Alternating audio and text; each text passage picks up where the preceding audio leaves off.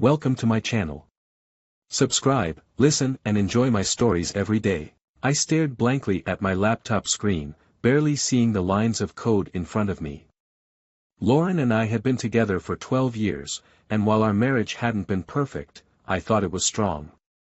But something had been off with her lately. Little changes here and there, she'd stay out late with work friends, kept her phone closer than ever, and didn't laugh at my jokes the way she used to. It started out small, like the faint smell of smoke in the air before you realize there's a fire nearby. But that night in the parking lot was when everything clicked. I could ignore it no longer. Last Friday, I'd driven to pick her up from work. She'd texted to let me know she'd be a little late, so I waited in the car, sipping a lukewarm coffee and scrolling aimlessly through my emails. When I looked up, I saw her standing on the curb, chatting with some guy. He had one hand in his pocket, the other gesturing as he spoke, and she was laughing at something he said. The sight didn't bother me at first, she was allowed to have friends. But then I watched them, and the longer I watched, the more it became clear, this wasn't the casual friendliness between colleagues. There was something deeper in the way they looked at each other, something familiar. When he hugged her, it lingered just a beat too long, and when they finally broke apart, she climbed into our car as though nothing had happened. She leaned over and kissed me on the cheek, chirping about how late her meeting had run. My stomach churned, but I kept my face neutral, murmuring in response and asking how her day went. I wanted to confront her right then, but the logical part of me knew I needed more than just a gut feeling and a suspicious hug. Confronting her would only make her cover her tracks. So, I held back, deciding to let her think I hadn't noticed anything amiss. The following week was a blur of acting, pretending to be the same clueless husband I'd always been. I took her out to dinner, asked about her day, even made her coffee in the mornings. She seemed oblivious, her mind elsewhere. I started noticing more details, the frequent glances at her phone, the sudden text messages, the way she would excuse herself to take a call in the other room. It was a strange combination of hurt and anger that burned in me, but I kept it hidden, wearing my mask as I watched her spiral deeper into her own world. That Friday, I finally got the break I needed. Lauren was asleep, her phone charging beside her on the nightstand.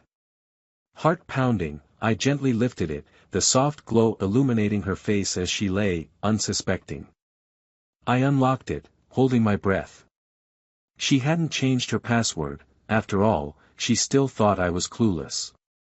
I scrolled through her messages, my pulse racing. And there it was. A conversation with someone named James. The text started out innocuous enough, talking about work projects and mutual acquaintances. But as I scrolled back further, the tone changed. They were exchanging late-night messages, inside jokes, talking about, next time, they could get together. The real kicker was a message he'd sent a few days ago, reading, "Can't wait to see you again. Last Friday was unforgettable."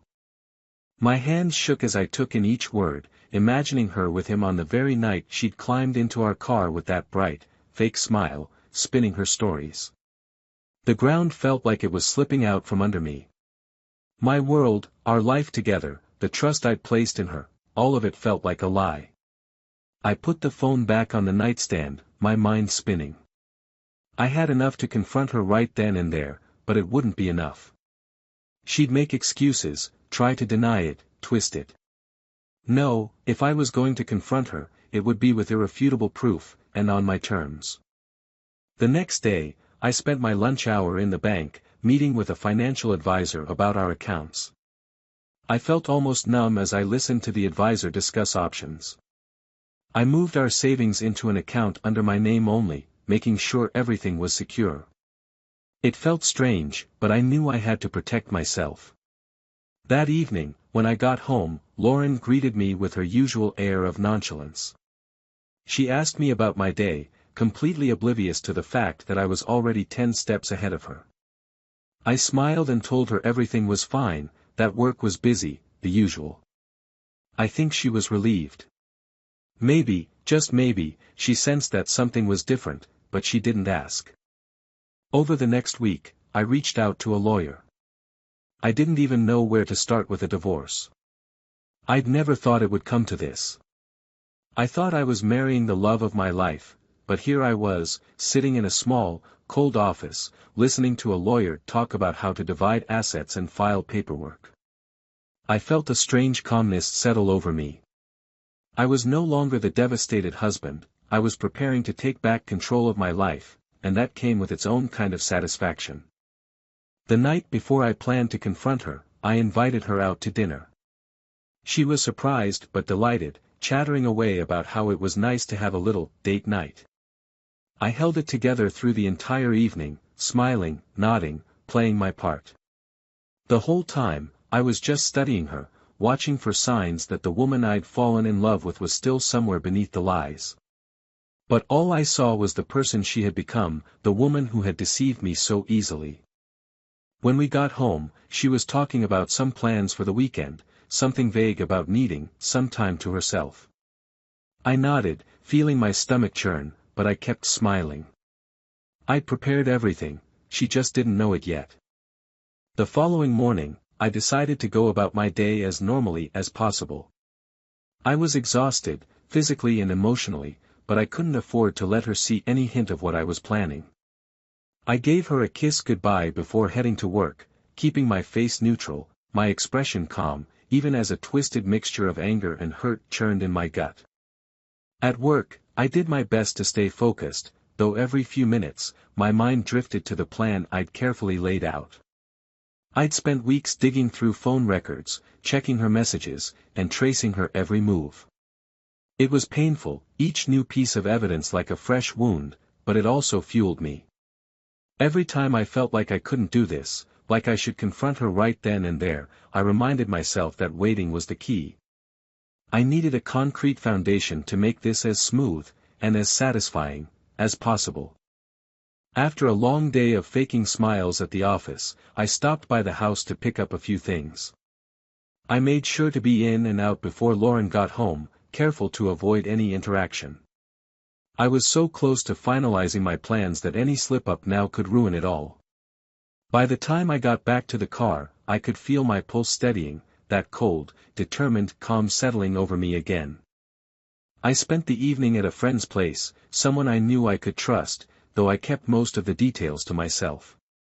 He'd been through a rough divorce a few years back and had warned me about the pitfalls of letting anger take over. He had no idea what I was dealing with, but he sensed the tension, and he respected my silence. We watched a game, shared a couple of beers, and he didn't pry. For a few hours, I almost felt normal again. But when I got home, the empty house only reminded me of how badly I'd been betrayed. Lauren was still out. I'd expected this, and, as part of me had guessed, she wouldn't return until later. So, I settled into the silence of our house, letting the reality of what was happening sink in. Our marriage was over, it just hadn't ended officially yet. Around midnight, I heard her come in. She tiptoed around the living room, probably thinking I was asleep. I listened as she moved through the house, as if that would somehow explain what had happened to us, how we'd gone from a life together to this mess. Finally, I heard her slip into the bed beside me. She had no idea that I was wide awake, staring at the ceiling, counting down the days until I could finally be rid of her. In the morning, Lauren was strangely cheerful, probably relieved I hadn't asked any questions about where she'd been. It stung to realize that she thought so little of me. But that's the thing about betrayal, you think you're going crazy, like maybe you're the one reading too much into things. It makes you doubt everything, even your own sanity. But I was past that stage now. I knew exactly what I was doing. I had an appointment with the lawyer that afternoon. The paperwork was ready, and he walked me through every step, laying out what to expect in the weeks to come. The conversation felt surreal, I was making decisions that would uproot everything I'd known for the past 12 years. But somehow, having it laid out in front of me gave me a sense of control. For once, I was steering my own life, making choices for myself, not waiting for her lies to unravel further. By the time I got home, I had a new sense of purpose. I was prepared to keep up the act for just a little longer. I wanted her to feel like everything was fine, to lull her into a false sense of security. I even invited her out to dinner that Friday night, acting as if I was trying to rekindle things between us. She seemed pleased, almost relieved. It was ironic, really. She had no idea that the man sitting across from her, listening to her chatter about her day, was just biding his time. When Friday night rolled around, we went out to a cozy restaurant she'd always loved. She sipped her wine, leaned across the table with that same sweet smile I'd fallen for years ago, and started telling me about her weekend plans. She was going to visit a friend, she said, someone from college she hadn't seen in ages. I nodded along, pretending to listen, watching her lie to my face with a casual grace that would have made an actor proud. "Sounds great, babe," I said, lifting my glass in a toast. "You deserve a little break." The words tasted bitter on my tongue, but I forced myself to smile, playing the role one last time. The truth was, I'd already made arrangements to move out by the following Monday. Everything was lined up, a temporary place for me to stay, movers scheduled, a financial buffer to get me through the transition. I was leaving her, and she'd have no idea until she came back to an empty house. As we walked back to the car, she slipped her arm through mine, leaning her head on my shoulder. I could feel the weight of her betrayal pressing down on me, but I held steady, even as the anger bubbled under the surface. "Thanks for being so understanding," she murmured. "I know I haven't been easy lately." "Oh, don't worry about it," I replied, keeping my tone light. "We all go through rough patches." She nodded, seemingly reassured, and I could almost see the relief in her eyes. She thought I was still in the dark, that I had no idea about the life she'd been living behind my back. And for a brief, dark moment, I relished the thought of how blindsided she would be when she finally realized just how wrong she'd been. That weekend, I kept my distance, pretending to be busy with errands and work. I let her go off to her friend's place, knowing full well where she was headed.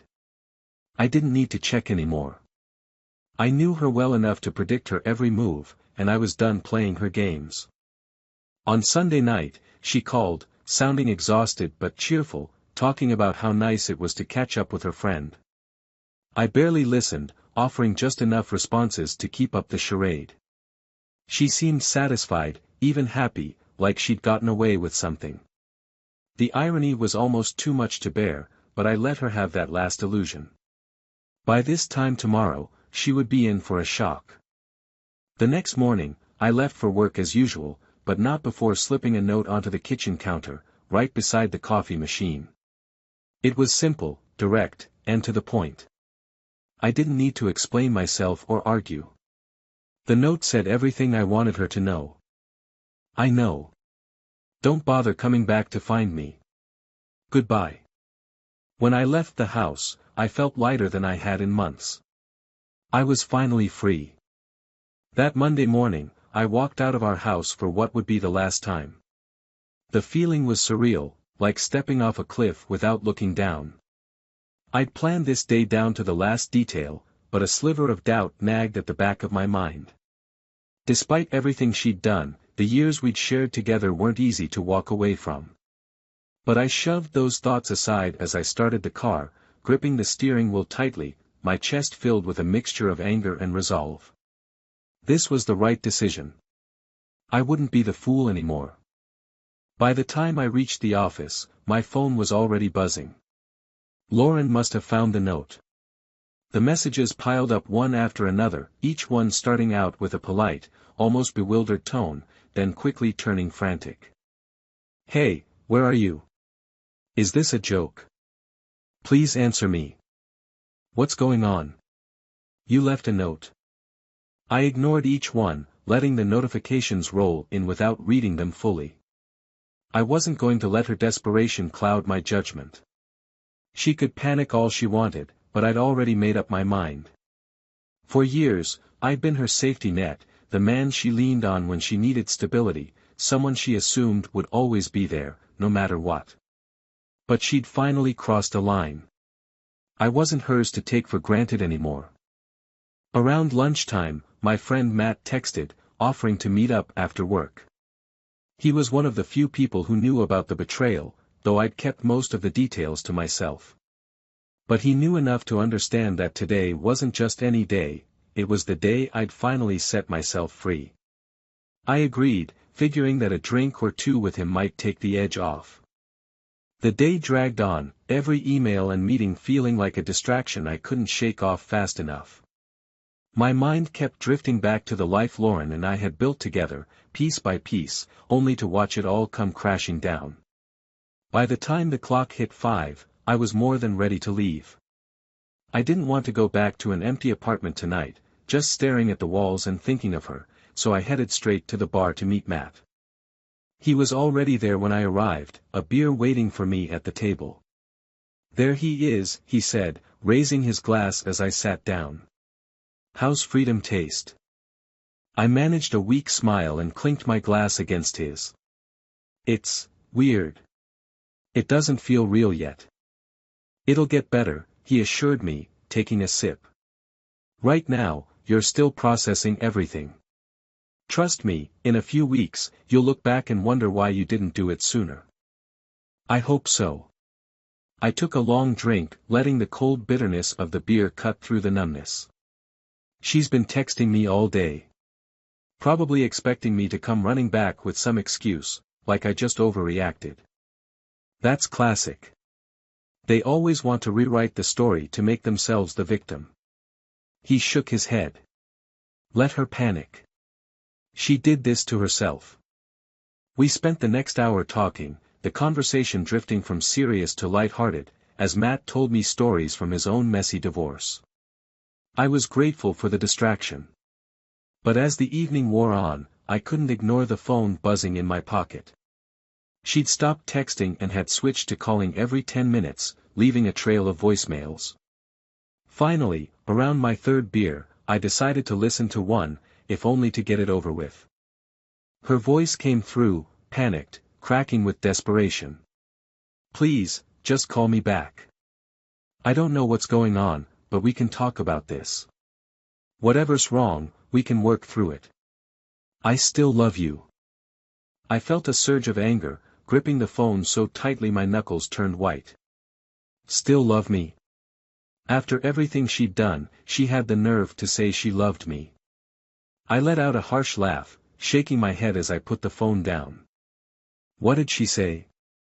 Matt asked, noticing the look on my face. "Nothing I haven't heard before," I muttered, pushing the phone away. "She thinks we can still work it out. Like I'll just forget everything." He nodded knowingly. "They always think they can reel you back in. Don't fall for it. You're out now. Don't look back." I nodded, more to convince myself than anything else. I wasn't going back. I couldn't go back, even if I wanted to. By the time I got back to my apartment, it was dark outside, and the adrenaline from earlier had worn off, leaving only exhaustion in its place. I dropped onto the couch, staring at the blank TV screen, my mind replaying the events of the day in an endless loop. There was a hollow ache in my chest, an emptiness I couldn't shake. I'd spent years building a life with her, sharing every detail, every dream, only to have it shattered. Now, all I had was a lonely apartment and a future I couldn't picture clearly yet. I checked my phone again, scrolling through the messages and missed calls. She'd gone silent for the last hour, and for some reason, that unsettled me. It was like the eye of the storm, a brief, eerie calm before the next wave of chaos. But I ignored the feeling, reminding myself that I'd done the right thing. I couldn't let her drag me back into her lies. The silence didn't last long. Around 9 o'clock, there was a knock on my door. My heart raced, half expecting it to be her, though I couldn't fathom how she'd found me here. I looked through the peephole, my stomach twisting when I saw her standing on the other side, her face pale and drawn. I hesitated, my hand hovering over the doorknob. Part of me wanted to ignore her, to let her stand out there all night if she had to. But curiosity won out.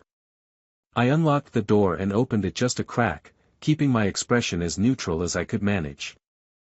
Adam, she started, her voice small and trembling. Can we talk? Please. What's there to talk about, Lauren? I said coldly. You've made your choices. She flinched, but her gaze didn't waver. Just let me explain. I know I messed up, but we can fix this. You're throwing away everything we've built together. I laughed bitterly. I'm throwing it away. You did that the moment you decided I wasn't enough. Tears filled her eyes, but I didn't feel an ounce of sympathy. She'd had plenty of time to consider the consequences, but she'd chosen her path. Now she had to live with it. I was wrong, she whispered. I was stupid, reckless. But I never stopped loving you. Love? I shook my head, stepping back. You wouldn't know love if it hit you in the face. She tried to reach for me, her hand hovering in the air between us. Please, Adam. Give me a chance to make it right. The anger flared up again, hot and unyielding. I took a deep breath, forcing myself to stay calm. You had plenty of chances, Lauren. I gave you everything, and you threw it away. There's no going back. Her face crumpled, and she let out a quiet sob. Where am I supposed to go? I have nowhere else. You should have thought of that before, I replied coldly. That's not my problem anymore. She opened her mouth to argue, but I shut the door in her face before she could say another word. I leaned against it, my heart pounding, her muffled sobs drifting through the wood. I took a steadying breath, clenching my fists, trying to steady myself. I hadn't realized just how heavy the weight of her betrayal had been until I'd finally shut her out. The apartment was silent again, but this time, the quiet didn't feel as suffocating. It felt like a clean slate, a chance to rebuild from the ground up. I felt the ache of loss, of course. But it was a loss I could live with, a loss that came with the promise of something better on the other side. I poured myself a drink and settled onto the couch, letting the silence wrap around me. It would take time to heal, to let go of everything we'd built together. But for the first time in months, I felt a glimmer of hope. I was free. Days passed in a strange, unsettling blur. I was numb at first, the reality of being alone settling in like a slow, unrelenting fog. But as the dust started to settle, I felt that hint of relief again, like a weight finally lifting from my shoulders. There was a tentative peace in knowing I'd taken control, that I'd stepped out of her web of lies. Each day, I started feeling a little more like myself. I worked longer hours, threw myself into projects, even started thinking about the future in cautious, abstract terms. Lauren had kept her distance since that night she'd shown up at my apartment. She'd tried calling once or twice, left a few short messages, but after a while, even those stopped. She'd gotten the message. Life was moving on. Or so I thought. One evening, about a week later, I was on my way home from the office. The late autumn air was crisp, and I decided to walk rather than take a cab, wanting to clear my head. There was something calming about the rhythm of footsteps, the city lights blurring past, the cool night giving me a sense of clarity I hadn't felt in a long time. I rounded the corner toward my street, almost savoring the sense of peace I'd found in this new life, however fragmented and uncertain it was. As I neared my building, my phone buzzed in my pocket. I pulled it out, my heart skipping when I saw the number. It was her. Lauren. I paused, my finger hovering over the decline button, ready to ignore her, but something made me hesitate. Against my better judgment, I swiped to answer, bringing the phone to my ear. Adam. Her voice was barely a whisper, but there was something in it, a weight, a vulnerability I hadn't heard before. What is it, Lauren? I asked, my tone harsher than I intended. There was a long pause on the other end. For a moment, I thought she might hang up, but then she let out a shaky breath. I needed to hear your voice. I felt a surge of irritation, mixed with something else, an echo of the concern I'd once felt for her. "Lauren, I don't know what you're trying to do, but we've been through this. It's over. Move on." Another silence, and then she spoke, her voice breaking. "I know I hurt you, Adam. I know I messed up everything. I've tried to tell myself that I can move on too. But I can't. I can't just walk away from everything we had." I clenched my jaw, willing myself to stay detached. "You walked away the moment you decided I wasn't enough." She let out a soft, bitter laugh. "I thought I knew what I wanted, Adam. But I was wrong. I was so wrong. I haven't been able to sleep, haven't been able to think straight since you left. It's like losing part of myself." I closed my eyes, taking a deep breath. I wanted to stay angry, to remind her of everything she'd done, but somehow, hearing her voice like this softened something in me. It hurt, like a dull ache that I thought I'd left behind, but there it was, fresh as ever. "I'm sorry, Lauren. I really am," I said quietly. "But you made your choices. There's no going back now." "I know," she whispered. Her voice cracked, and I could hear her swallowing, holding back tears. I needed you to know that I never meant to hurt you. I never wanted to lose you."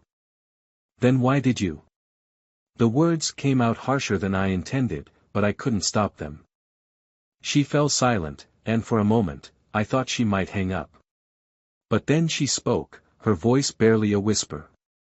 "Because I thought I could have it all. I thought I could keep you and still feel that thrill, that rush I thought I was missing. But I was wrong. It was never worth losing you." I felt a pang in my chest, but I pushed it down, keeping my voice steady. "It's too late, Lauren. I can't go back to that life. I've moved on." There was a long pause on the other end. When she spoke again, her voice was distant, almost resigned. "I understand.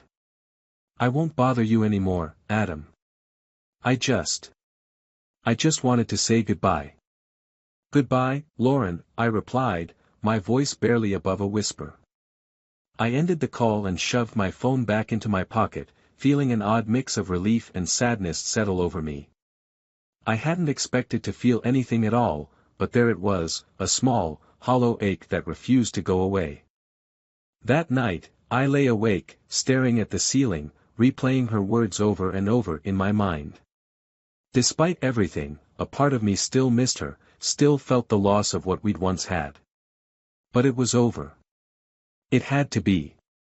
The next morning, I woke up feeling exhausted, as if I'd been running in circles all night. I pushed through my day, trying to shake off the conversation from the night before, telling myself it was just a blip, a moment of weakness that would pass. But it didn't pass. 2 days later, I was at the office when my phone rang. It was a number I didn't recognize, and I almost ignored it, but something told me to answer. "Mr. Collins?" The voice on the other end was calm, professional. "Yes, this is Adam Collins. This is Officer Michaels from the City Police Department. I'm calling regarding Lauren Collins." My heart dropped. What's happened?" There was a pause, and in that split second, I felt a wave of dread wash over me. "I'm sorry to inform you, sir, but your wife, well, your ex-wife, from what we understand, was found early this morning. It appears she took her own life." The room spun around me, my mind struggling to grasp the words. "What?" "We're still investigating, but it appears to be an overdose. There was a note addressed to you. I'm afraid I can't discuss the details, but we'd like you to come down to the station when you're able."